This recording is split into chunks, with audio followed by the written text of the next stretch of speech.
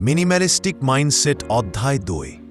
মিনিম্যালিস্টিক mindset শুধু বস্তু নয়, চিন্তার মুক্তি। স্বাগতম জানাচ্ছি আমাদের এই যাত্রার দ্বিতীয় পর্বে। আগের অধ্যায়ে আমরা শিখেছি কিভাবে ডিজিটাল জগৎ আমাদের মনোযোগ কেড়ে নিচ্ছে। এই অধ্যায়ে আমরা সেই ধারণার ভিত্তিটিকে আরও গভীর করব। আমরা শিখব কিভাবে মিনিম্যালিস্টিক মাইন্ডসেট বা নৈরাশ্যহীন মানসিকতা অবলম্বন করে আমরা আমাদের জীবনের প্রকৃত মূল্যবোধগুলিতে মনোযোগ দিতে পারি।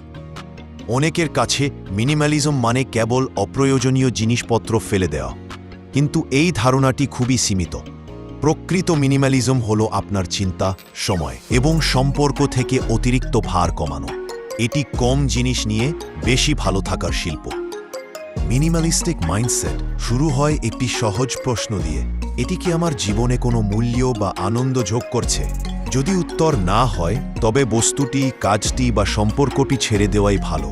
আমরা প্রায়শই অজান্তে আমাদের জীবনে 3টি জিনিস অতিরিক্ত বাড়িয়ে ফেলি, যা আমাদের মানসিক শান্তি নষ্ট করে। 1. বস্তুগত ভার, ফিজিক্যাল ক্লাটার, আলমারি ভর্তি জামাকাপড়ে যা কখনো পরা হবে না। 2. মানসিক ভার, মেন্টাল ক্লাটার, শত শত অসমাপ্ত কাজ, অপ্রয়োজনীয় সিদ্ধান্ত এবং অতীত বা ভবিষ্যতের উদ্বেগ। 3. সময়গত ভার, অসংখ্য মিটিং, ক্যালেন্ডার ভর্তি ইভেন্ট এবং হ্যাঁ বলার বাধ্যবাধকতা। মিনিমালিজম আমাদের শেখায় এই ভারগুলি স্বেচ্ছায় এবং সচেতনভাবে কমাতে। সিদ্ধান্ত ক্লান্তি কমানোই প্রতিদিন সকালে ঘুম থেকে ওঠার পর থেকে রাতে ঘুমাতে যাওয়ার আগে পর্যন্ত আমরা অজস্র ছোট বড় সিদ্ধান্ত নিই। কি পড়ব, ব্রেকফাস্টে কি খাবো, কোন ইমেলটির উত্তর আগে দেব, এইসব সিদ্ধান্ত নিতে নিতে আমাদের মস্তিষ্ক ক্লান্ত হয়ে যায়। একেই বলা হয় ডিসিশন ফ্যাটিগ। মিনিমালিস্টিক মাইন্ডসেট এই সমস্যাটি সমাধান করে স্বয়ংক্রিয় রুটিন তৈরি। মার্ক জুকারবার্গ বা স্টিভ জবসের মতো সফল ব্যক্তিরা প্রায়শই একই পোশাক পরতেন, কারণ তাদের গুরুত্বপূর্ণ কাজের জন্য মস্তিষ্কের শক্তি বাঁচানো। আপনার সকালের রুটিনটিকে যান্ত্রিক করে ফেলুন। সীমিত বিকল্প, জামাকাপড়, কেনাকাটা, এমনকি খাবারের মেনুতেও সীমিত বিকল্প রাখুন।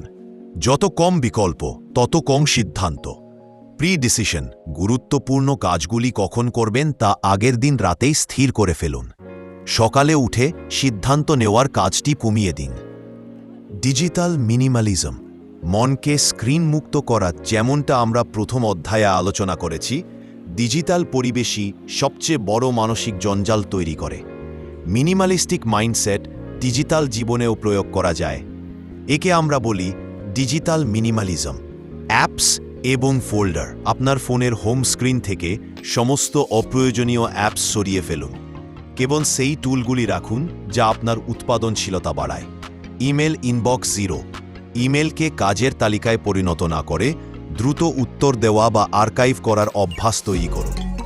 সাবস্ক্রিপশন কমানো, অপ্রয়োজনীয় নিউজলেটার বা ইউটিউব চ্যানেল আনসাবস্ক্রাইব করুন। আপনার ইনপুটকে সচেতনভাবে ফিল্টার করুন। মনে রাখবেন, ডিজিটাল মিনিমালিজম মানে সংযোগ বিচ্ছিন্ন করা নয়, বরং মননশীলভাবে সংযুক্ত থাকা। Connecting mindfully. নেতিবাচক সম্পর্ক এবং মানসিক ভার কমানো। মিনিমালিজম কেবল বস্তু বা কাজের ক্ষেত্রে প্রয়োজন নয়, এটি আমাদের সম্পর্কের ক্ষেত্রেও গুরুত্বপূর্ণ। যে সম্পর্কগুলি আপনার শক্তি কেড়ে নেয়, আপনাকে ক্রমাগত নিচে নামায় বা মানসিক চাপ সৃষ্টি করে, সেগুলো হলো আপনার জীবনের রিলেশনশিপ ক্লাটার। এই মাইন্ডসেট আমাদের শেখায় সীমানা নির্ধারণ, অন্যকে না বলার ক্ষমতা অর্জন করা, আপনার সময়ের মূল্য দিয়ে অপ্রয়োজনীয় অনুরোধ প্রত্যাখ্যান করা। গুণগত সম্পর্ক, অসংখ্য অগভীর বন্ধুর পরিবর্তে অল্প কিছু গভীর এবং অর্থপূর্ণ সম্পর্কের উপর মনোযোগ দেওয়া। মানসিক ক্ষমা, অতীত থেকে আসা রাগ, বিদ্বেষ বা আফসোস যা কেবল আপনার মস্তিষ্ককে ভারাক্রান্ত করে, তা থেকে নিজেকে মুক্তি দেওয়া। মানসিক ক্ষমা এক প্রকার মিনিমালিজম, যেখানে আপনি আপনার মন থেকে নেতিবাচক বোঝা সরিয়ে ফেলেন। উপসংহার: মিনিমালিস্টিক মাইন্ডসেট আপনার জীবন থেকে সমস্ত ভালো জিনিস সরিয়ে দিতে বলে না, বরং এটি আপনাকে সেই সব অপ্রয়োজনীয় ভার থেকে মুক্তি দিয়ে যাতে আপনি আপনার পছন্দের জিনিসগুলির উপর সর্বোচ্চ শক্তি ও মনোযোগ দিতে পারেন। এই মানসিকতা আপনাকে স্বাধীনতা দেবে।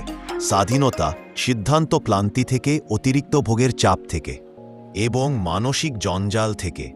পরবর্তী অধ্যায়ে আমরা এই নতুন অর্জিত মনোযোগ এবং মানসিক স্বচ্ছতাকে কাজে লাগিয়ে কিভাবে আমাদের দক্ষতাগুলোকে এআই এর যুগে প্রাসঙ্গিক রাখব সেই বিষয়ে আলোচনা করব।